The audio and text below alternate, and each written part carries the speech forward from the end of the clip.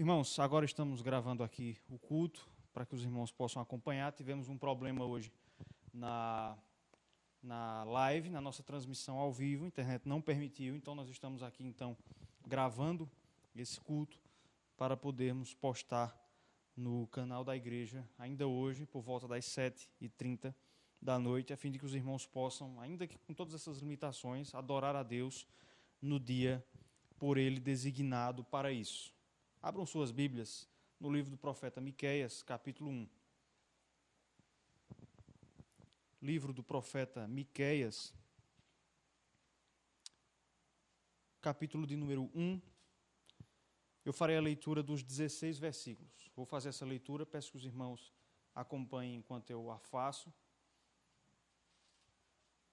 E prestem atenção ao texto sagrado. Miqueias, capítulo 1, versos de 1 a 16, diz o seguinte: Palavra do Senhor que em visão veio a Miqueias, morastita, nos dias de Jotão, Acais e Ezequias, reis de Judá, sobre Samaria e Jerusalém. Ouvi, todos os povos, prestai atenção, ó terra, e tudo o que ela contém, e seja o Senhor Deus testemunha contra vós outros, o Senhor desde o seu santo templo. Porque eis que o Senhor sai do seu lugar e desce, e anda sobre os altos da terra. Os montes debaixo dele se derretem, e os vales se fendem. São como a cera diante do fogo, como as águas que se precipitam num abismo. Tudo isto por causa da transgressão de Jacó e dos pecados da casa de Israel. Qual é a transgressão de Jacó? Não é Samaria? E quais os altos de Judá? Não é Jerusalém? Por isso farei de Samaria um montão de pedras do campo e uma terra de plantar vinhas. Farei rebolar as suas pedras para o vale e descobrirei os seus fundamentos. Todas as suas imagens de escultura serão despedaçadas e todos os salários de sua impureza serão queimados. E de todos os seus ídolos eu farei uma ruína, porque do preço da prostituição os ajuntou, e a este preço volverão. Por isso, lamento e uivo, ando despojado e nu, faço lamentações como de chacais e pranto como de avestruzes. Porque as suas feridas são incuráveis, o mal chegou até Judá, estendeu-se até à porta do meu povo, até Jerusalém. Não o anuncieis em Gate, nem chorareis. Revolvei-vos no pó em Bet-Leafra.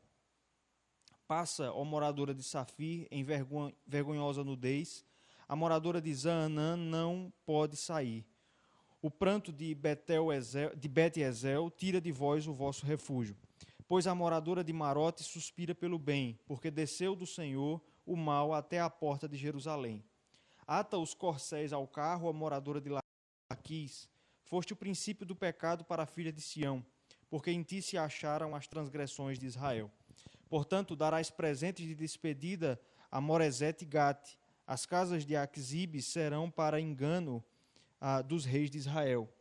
Enviar-te-ei ainda quem tomará posse de ti, ó moradora de Maressa, chegará até Adulão a glória de Israel.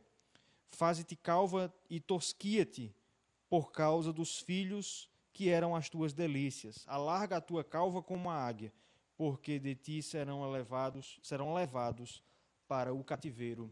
Amém. Esse texto aqui, meus irmãos, o profeta Miqueias, ele chama Judá e Israel ao arrependimento por causa dos seus pecados. Nos versos de 1 a 7, nós temos a condenação sobre Israel e nos versos de 8 a 16, a condenação sobre Judá.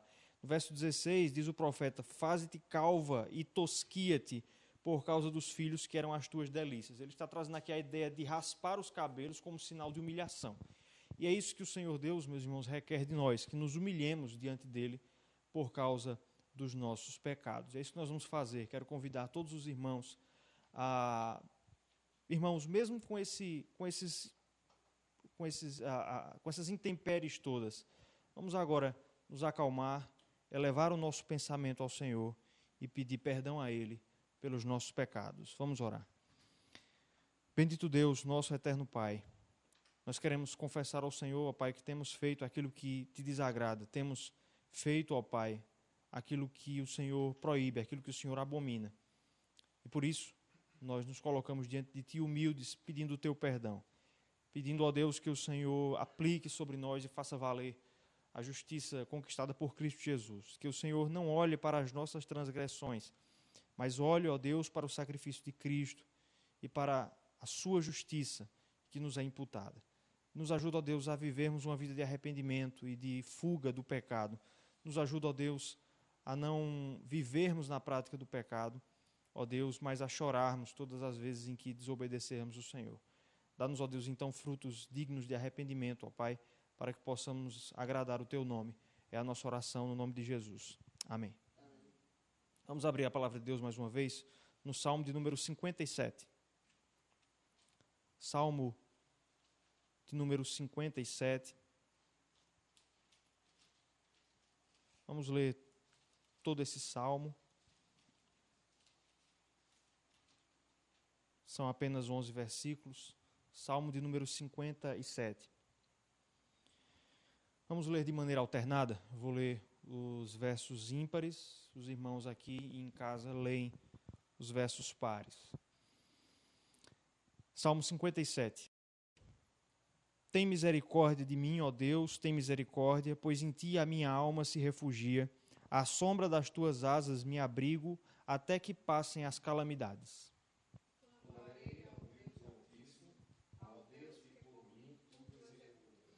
Ele dos céus me envia o seu auxílio e me livra. Cobre de vergonha os que me ferem. Envia a sua misericórdia e a sua fidelidade. Acha-se a minha alma entre leões, ávidos de devorar os filhos dos homens. Lanças e flechas são os seus dentes, ou espada afiada a sua língua. Sê exaltado, ó Deus, acima dos céus, e em toda a terra esplenda a tua glória.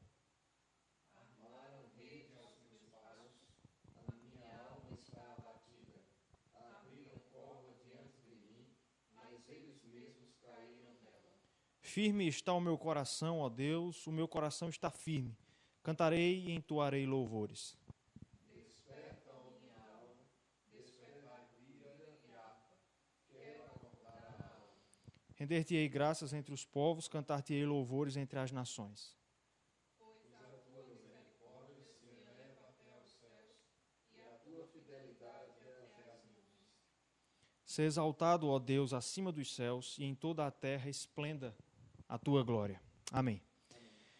No texto anterior, lá de Miqueias, já no final do texto, Miqueias diz que por causa do pecado do povo, Israel iria fugir para Adulão, para as cavernas de Adulão. E é exatamente dessas cavernas que Davi escreve esse salmo. Ele estava sendo também perseguido por Saul quando ele escreve este salmo aqui, e ele nos diz aí no verso 6 que a sua alma se achava abatida.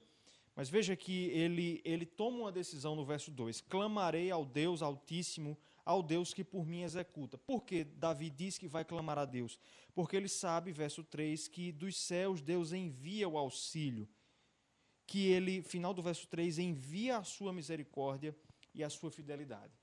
Então, no momento de abatimento, ele clama a Deus porque ele confia na fidelidade do Senhor. E vejam que há uma virada no salmo a partir do verso 7.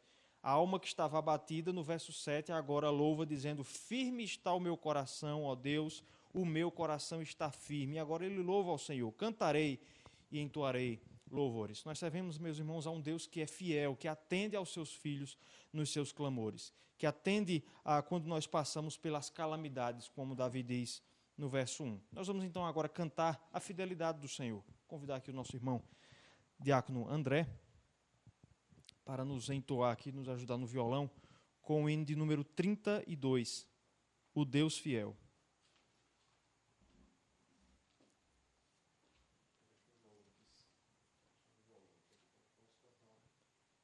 Já tá certo. Já.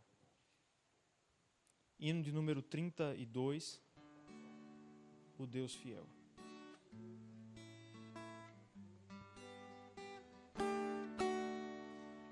Tu és fiel, Senhor, ó Pai celeste. Teus filhos sabem que não guardarás. Nunca mudaste, tu nunca faltaste.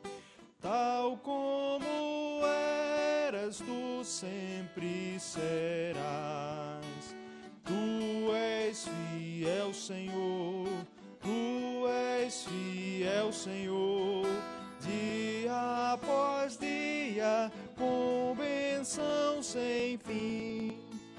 Tua mercê nos sustenta e nos guarda. Tu és fiel, Senhor, fiel assim. Flores e frutos, montanhas e mares, sol, lua, estrelas brilhando no céu. Tudo criaste na terra e nos ares, para louvar-te, Senhor, que és fiel. Tu és fiel, Senhor. Tu és fiel, Senhor. Dia após dia, com bênção sem fim. Tua mercê nos sustenta e nos guarda. Tu és fiel, Senhor, fiel assim. No perdão tu dás que segurança. Momento me guias, Senhor. E no porvir, ó que doce esperança, desfrutarei do teu rico favor. Tu és fiel, Senhor. Tu és fiel, Senhor. Dia após dia, com bênção sem fim. Tua mercê nos sustenta e nos guarda. Tu és fiel, Senhor, fiel assim. Amém.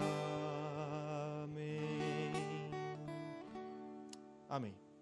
Nesse instante, eu irei então passar a palavra ao reverendo Fernando, pastor da igreja, que estará trazendo a palavra de Deus na noite de hoje.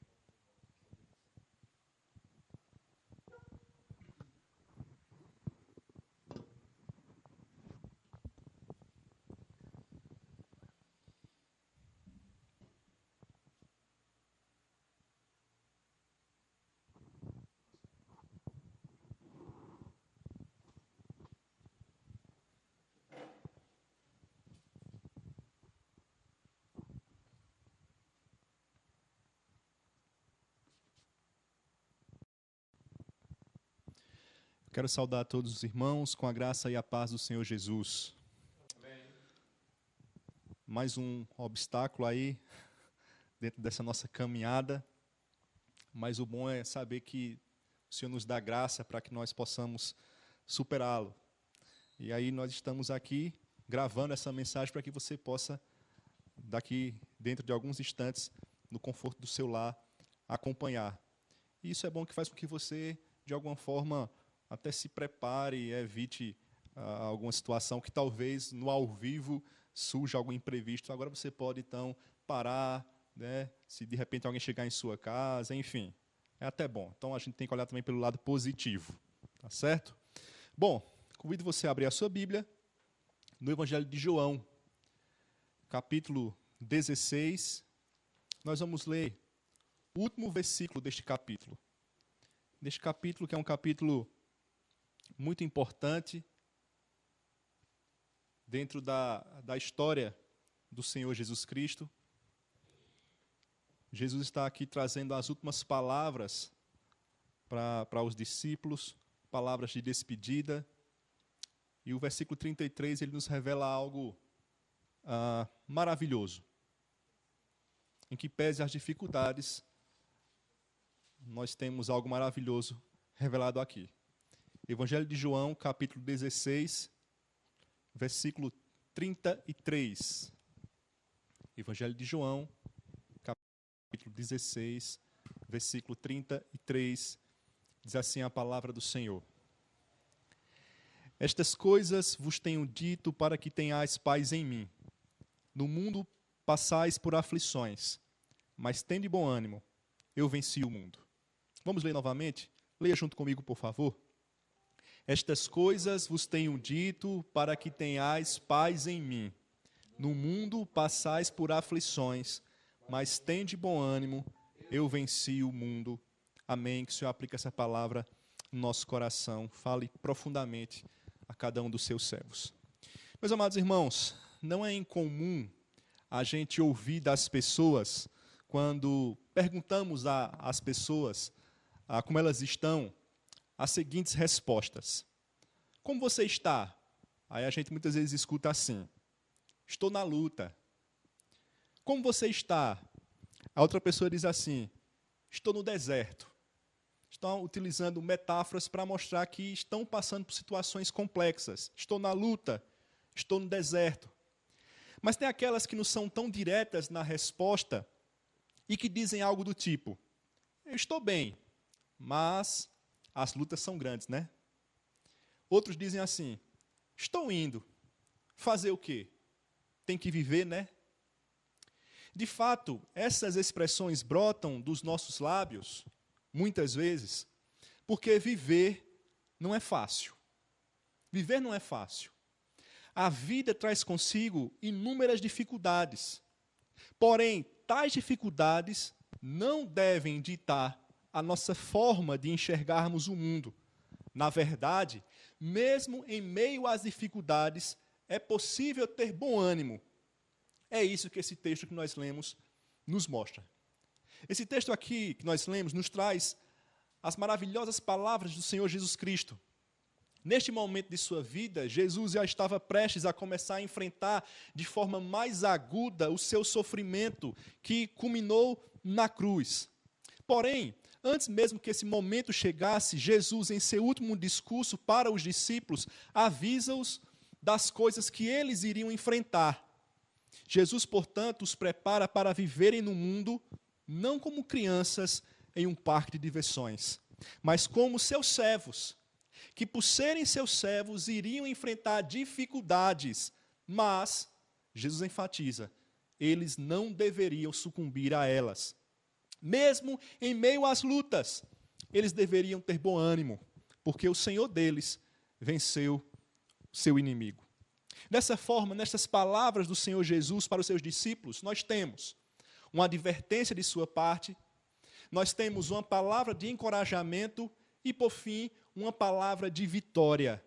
E nesta noite, eu quero meditar sobre cada uma delas.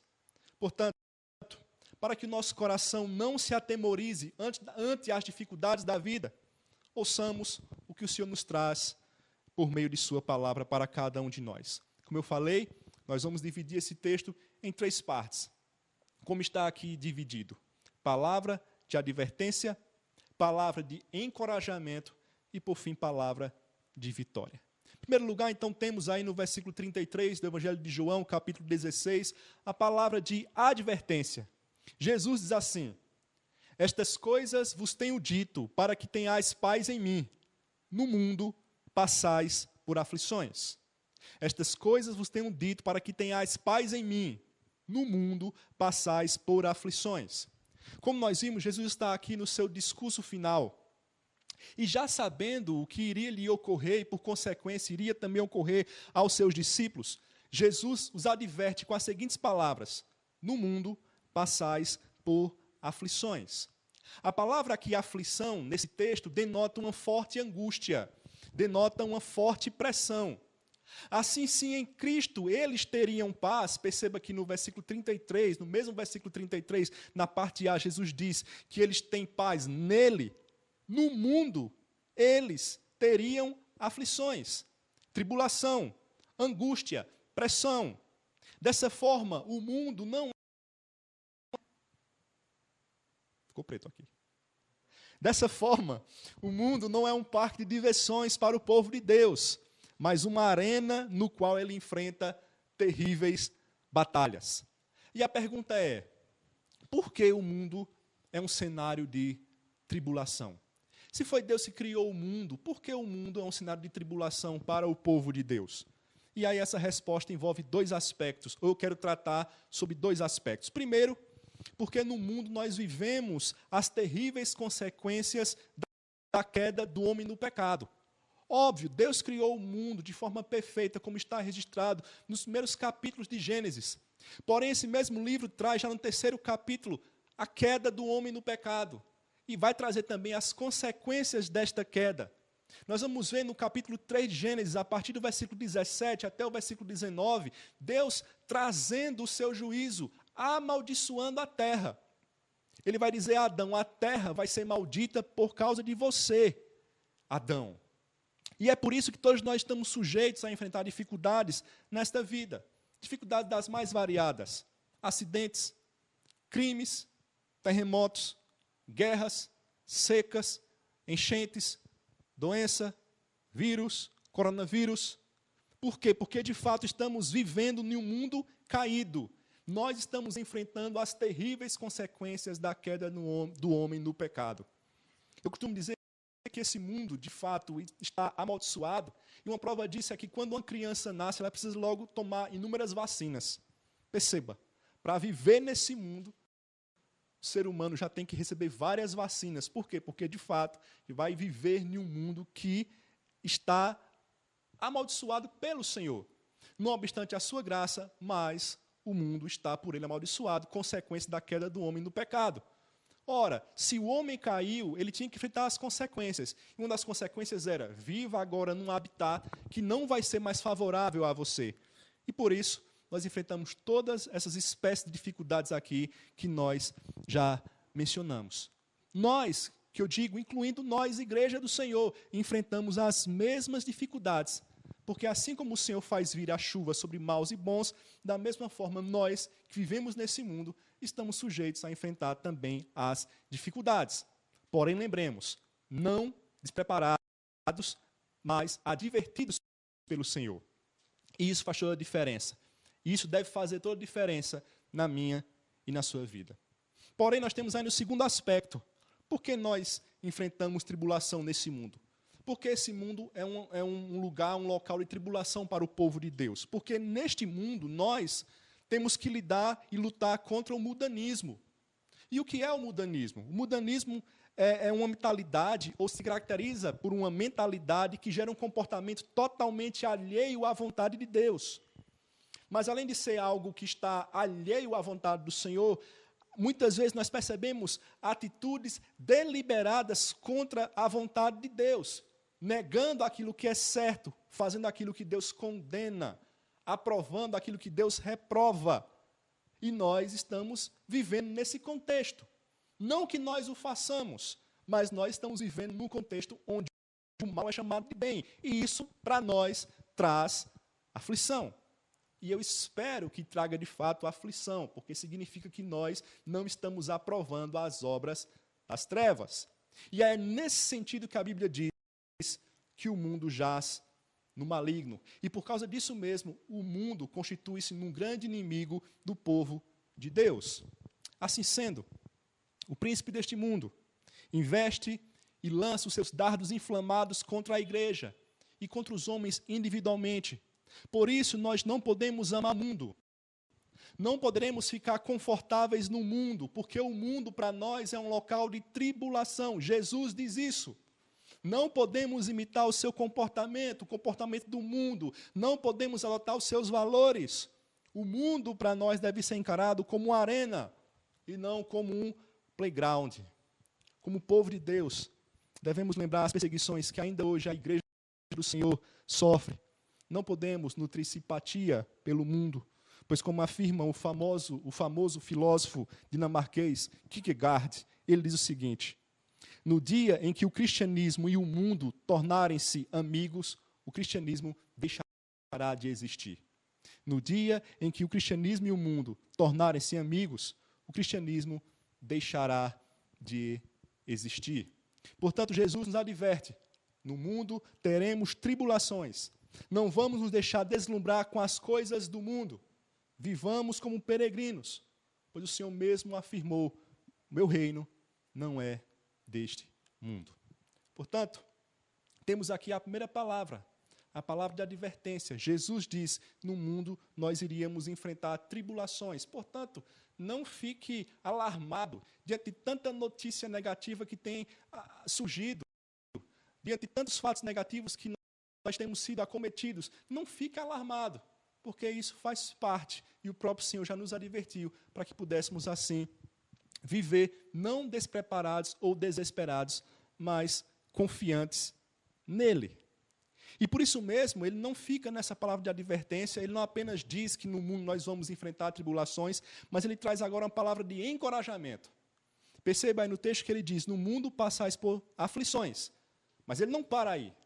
Ele diz, mas tende bom ânimo. Mas tende bom ânimo. A despeito das aflições, tende bom ânimo. Então Jesus informa aos seus discípulos e informa a nós também, pela sua palavra, que nós estamos sujeitos a enfrentar tribulações, aflições, mas que essas não deveriam trazer desânimo à nossa vida. Pelo contrário, ele diz, tenham bom ânimo. É interessante que nós temos aqui uma conjunção mas, nos chama a atenção para uma realidade adversa do que foi dito anteriormente. E aí no grego esta palavra é uma partícula adversativa usada para marcar forte contraste entre as sentenças, entre as duas sentenças. Então, neste caso, a gente tem que analisar assim, nós vamos ter tribulação no mundo, mas nós devemos ter bom ânimo. É como se ele dissesse o seguinte, olhe, mesmo em meio à tribulação, não desanimem. Mesmo em meio à tribulação, tenham bom ânimo. Irmãos, sem dúvida, é maravilhoso perceber que nesse exato momento, quando Jesus está concluindo o seu discurso final no cenáculo, como eu já falei, um pouco antes de começar a sofrer de forma mais aguda os sofrimentos que culminaram na cruz, ele não traz palavra de pesar, ele não traz palavra de lamento, ele não traz palavra de peso sobre os seus discípulos, mas ele traz uma palavra notável, de encorajamento. Tenham ânimo. E aí é interessante a gente também perceber e saber que, a não ser em uma vez, somente Jesus usa essa expressão. Somente Jesus traz essa palavra de encorajamento. Somente Jesus aplica essa palavra. Fora Jesus, apenas uma única vez acontece em toda a Escritura. Isso mostra para nós que Jesus sempre foi e continua sendo uma fonte de encorajamento para o seu povo. Jesus diz, tende bom ânimo. Ele pode, de fato, dizer isso. Ele tem autoridade para dizer isso. Ok, pastor, a gente está entendendo, o Senhor traz para nós uma palavra de encorajamento, ele diz que nós devemos ter bom ânimo, não obstante a gente enfrentar aflições nesse mundo, mas a pergunta é, como? Como podemos ter bom ânimo, mesmo em meio às aflições? Podemos ter bom ânimo em saber que aquilo que nós enfrentamos não é fruto do descuido de Deus para com as nossas vidas. Podemos ter bom ânimo em saber que aquilo que nós enfrentamos não é fruto do descuido de Deus para as nossas vidas. Perceba, Jesus aqui está alertando os seus discípulos. E, de fato, os discípulos enfrentaram dificuldades. Os discípulos enfrentaram tribulações.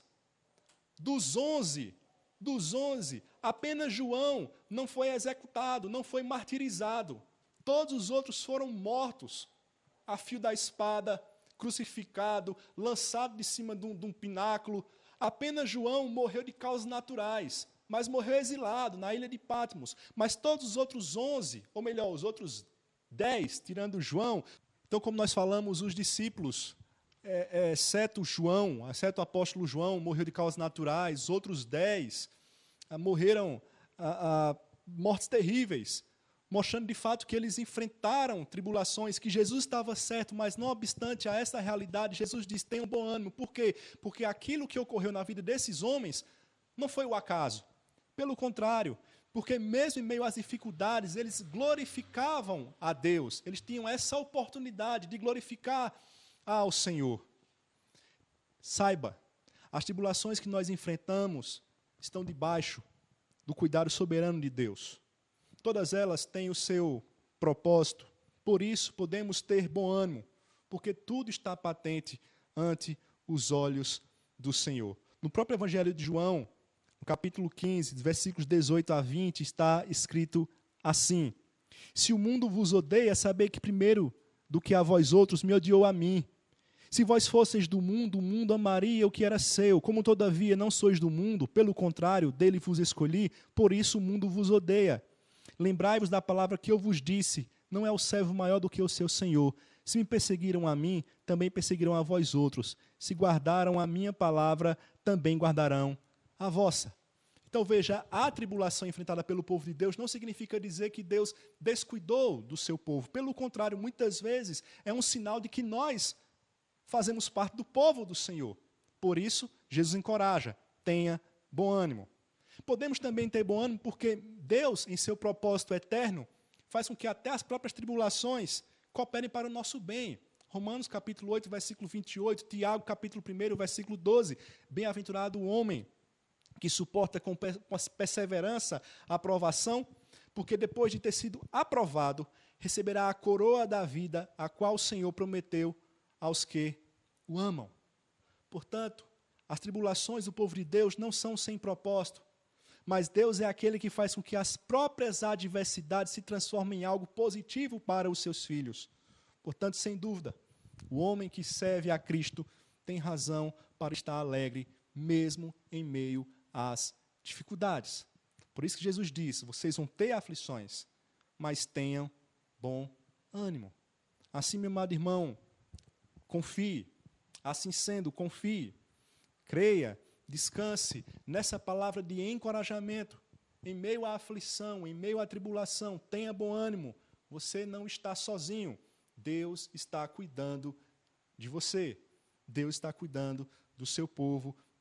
Deus está cuidando de cada um de nós. Portanto, nós temos aqui a segunda palavra, a palavra de encorajamento. Mas tende bom ânimo. Jesus traz uma forte ênfase entre a realidade da tribulação e da aflição e a necessidade que temos, e mesmo em meio a essa dificuldade, ter bom ânimo. Não apenas necessidade, como também possibilidade, porque Ele mesmo nos ajuda a viver de tal forma.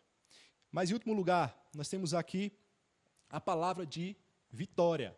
Advertência, encorajamento e, por fim, vitória.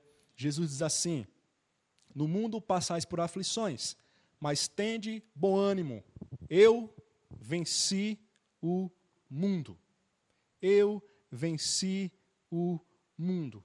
Então, como nós estamos vendo, nós não devemos estranhar as tribulações que estamos enfrentando, ou que iremos enfrentar, ou que já enfrentamos. O mundo é uma arena. O mundo não é um parque de diversões. Mas nós já vimos que isso não deve nos levar ao desespero. Podemos ter bom ânimo, porque mesmo em meio a essa tribulação, o Senhor cumprirá os seus propósitos para conosco. Mas aí existe ainda um outro motivo para que nós possamos, então, ter bom ânimo, ter confiança, manter a nossa conduta e a nossa postura de acordo com a vontade do Senhor. O outro motivo é: Jesus Cristo venceu o mundo. Portanto, além de advertir, além de encorajar, em seu último discurso, Jesus celebra a sua própria vitória. Eu venci o mundo. É interessante saber que o verbo venci, aqui nesse texto, está no modo perfeito, que indica uma ação passada com resultado permanente, indicando uma certeza com respeito à batalha iminente. Veja, a vitória de Jesus era tão certa que, apesar dele não ter ainda passado aqui pela cruz, mas pelo seu comprometimento, pela soberania de Deus em levar adiante o plano da redenção, ele diz: eu venci o mundo. Ele afirma que venceu. Portanto, diante dessa certeza, dessa vitória, que Jesus não apenas declarou aqui, como de fato cumpriu na cruz do Calvário, quando ele disse: está consumado.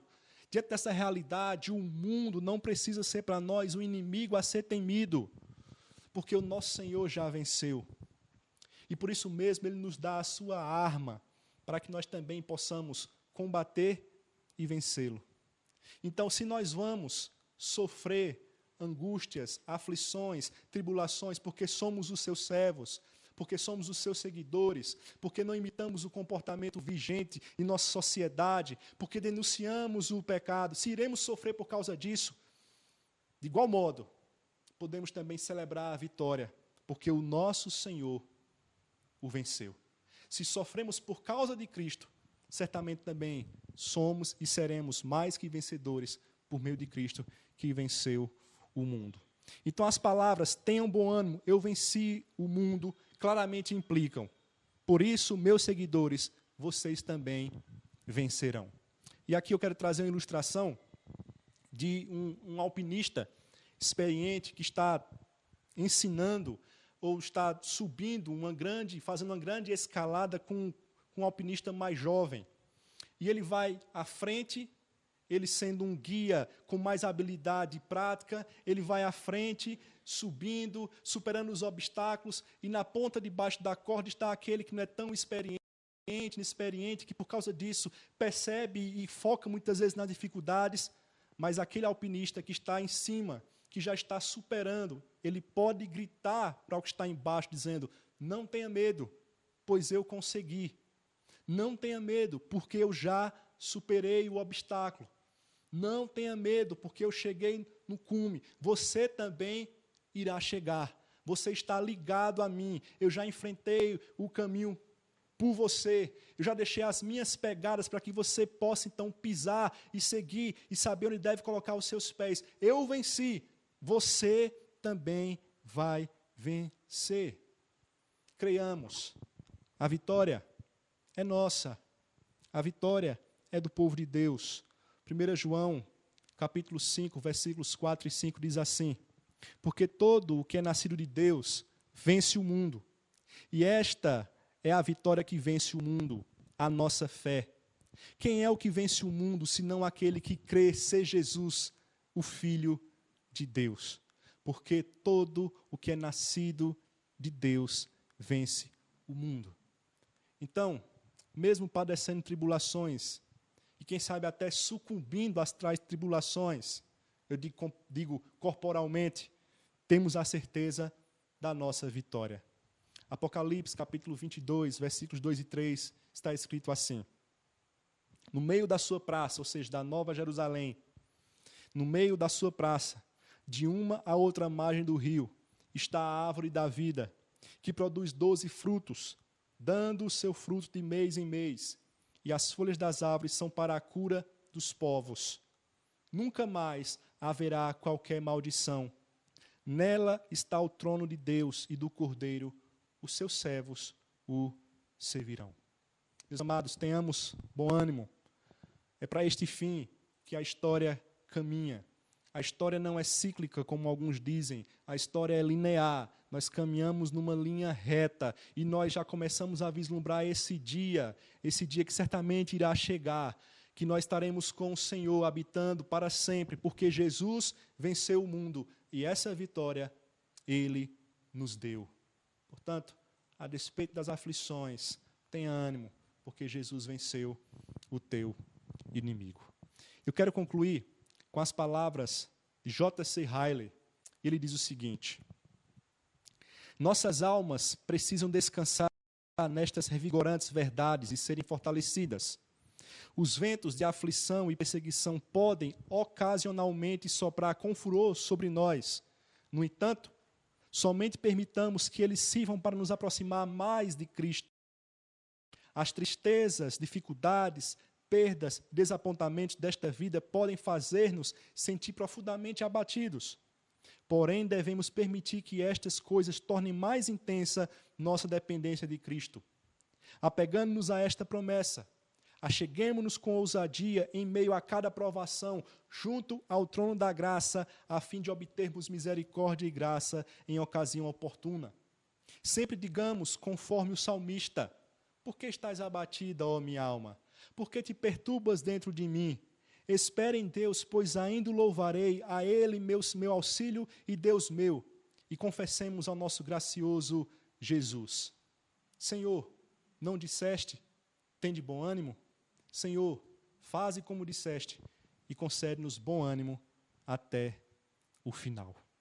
Eu iniciei dizendo que, quando nós perguntamos a algumas pessoas como elas estão, elas respondem: estou na luta, estou no deserto, estou caminhando, tenho que viver, fazer o quê? É assim mesmo. Quando alguém perguntar a você como você está, responda: estou na luta, se for o caso, mas animado. Estou na luta, mas animada, porque eu sei que o meu Senhor Jesus já venceu o mundo por mim. Eu sei que o meu Senhor já venceu os meus inimigos por mim. E Ele me diz: tende bom ânimo. Estou na luta, mas animado, com bom ânimo, porque eu creio no meu Senhor, que é vencedor e que me fez também mais que vencedor. Que o Senhor aplique essa palavra no nosso coração, em que em meio a esse momento difícil que vivemos, possamos sempre lembrar desta palavra para que tenhamos ânimo, sabendo que o Senhor venceu e que a história caminha para esse momento glorioso, onde não vai mais haver dor, choro, luto, doença, enfermidade alguma, porque o Senhor venceu e nos fez também mais que vencedores. Louvado seja o nome do Senhor. Nós vamos, nesse instante, entoar o hino de número 49, que tem por título Sempre Vencendo. Vamos então entoar esse hino número 49, Sempre Vencendo. Vamos cantar ao Senhor.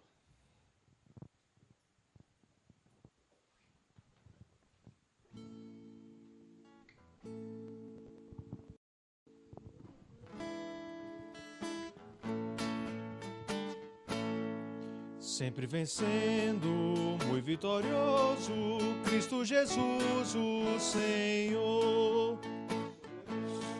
Chefe bendito, em tudo Ele é vencedor. Ele o supremo guiando em seu imenso poder.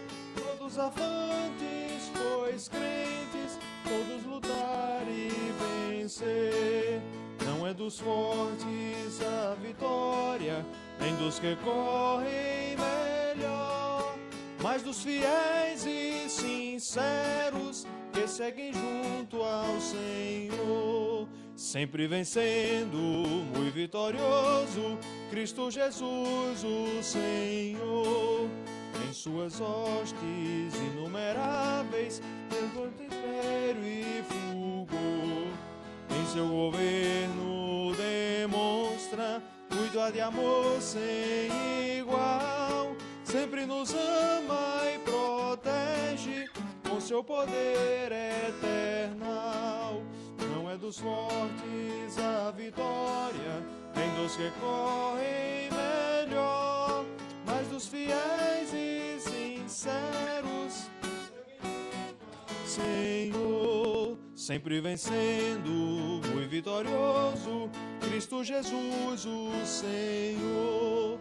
Reis e vassalos, servos e chefes, pedem também seu favor. Senhor, desejo e te imploro que me permitas lutar, sempre ao teu lado, invencível, até meus dias findar. Não é dos fortes a vitória, nem dos que correm melhor, mas dos fiéis e sinceros que seguem junto ao Senhor. Vamos fazer a oração final, logo após o reverendo Fernando impetra a bênção dos apóstolos. Vamos orar. Nosso bendito Deus, nosso eterno Pai, louvado, engrandecido seja teu nome.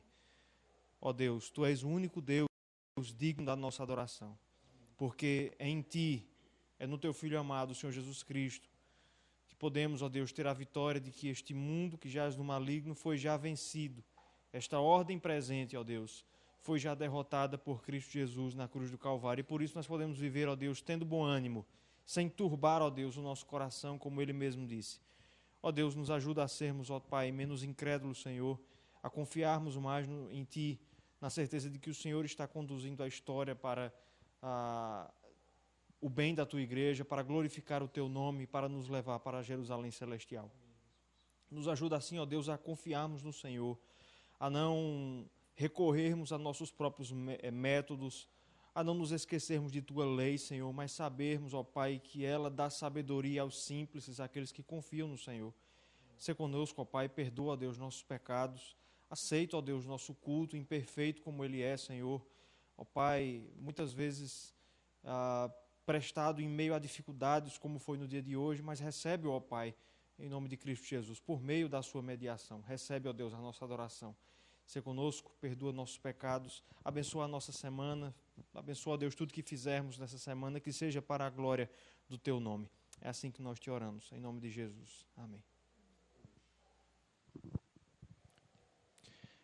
E agora, irmãos, receber a bênção. Que a graça do nosso Senhor e Salvador Jesus Cristo, o amor de Deus, o nosso eterno e soberano Pai, a comunhão e as consolações do Divino Espírito repousa sobre todos vós, desde agora e para sempre.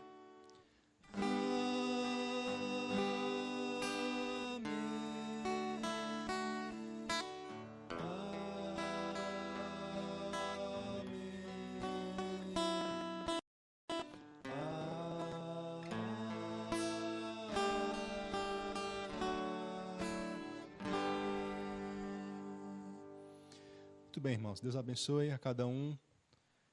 Temos uma semana debaixo da sua santa proteção, como a gente sempre enfatiza, precisando de visitas, pode contar com os diáconos, com o conselho. Pode, então, entrar em contato conosco, para que a gente possa, então, suprir a sua necessidade. Fique atento também aos canais da igreja, para que a gente possa, então, passar qualquer tipo de aviso.